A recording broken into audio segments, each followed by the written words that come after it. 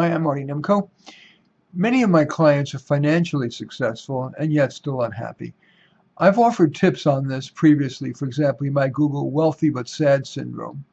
But some people learn more when the tips are embedded in a context. So here is a composite story. It's 8 p.m., and Adam has already gone through more than a half of a bottle of expensive wine.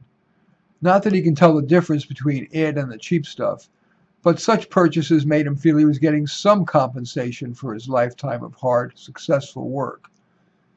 Adam started his life with no spoon in his mouth. His father was a cutter in a raincoat factory. His mother was a part-time bookkeeper.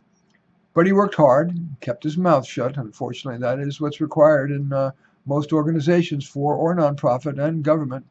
And at age 45, he is at his career peak, senior vice president at a mid-tier company, making with bonus $275,000.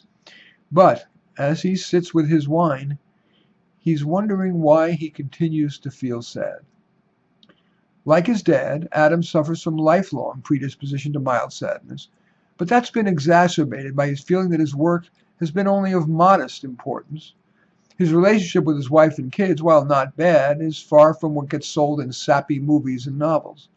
His hobbies of softball and group motorcycle rides are fine, but they barely move the needle on his overall happiness meter. Adam wrote and wrote in his journal, and for months his entries consisted only of reporting specifics about his malaise, no solutions proposed.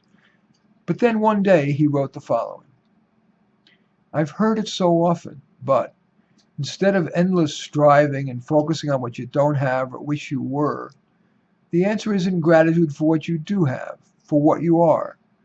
Yeah, taking modest steps to do better and be a kinder person. And from that day on, Adam made a point of feeling grateful that he lived in a reasonably nice home with a reasonably nice wife and reasonably nice kids, that he could get into his reasonably nice car every day to get to a quite nice job. In turn, that made it easier for Adam to take a more moderate approach to his self-improvement. He accepted his basic self as is. For example, that he's just more operational than strategic. And he did just little things to keep growing. Ask a colleague a question, read an article, learn from his mistakes, sometimes. His gratitude for his life also did make him kinder to everyone, including coworkers. Nothing fancy, just, for example, listening more diligently. And the cosmic perspective that he had gained replaced his hard-driving, make your number mentality with a balance of going for profits and people. And taking care of people, being kind to people. Anyway, many people, successful and not, are searching for a shiny new fix for their malaise.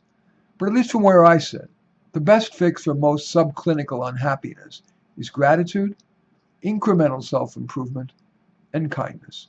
I'm Marty Nemko. I thank you for watching. Feel free to give us a thumbs up, or if needed, a thumbs down, comment, share, subscribe. In any event, again, I thank you for watching. I'm Marty Nemko.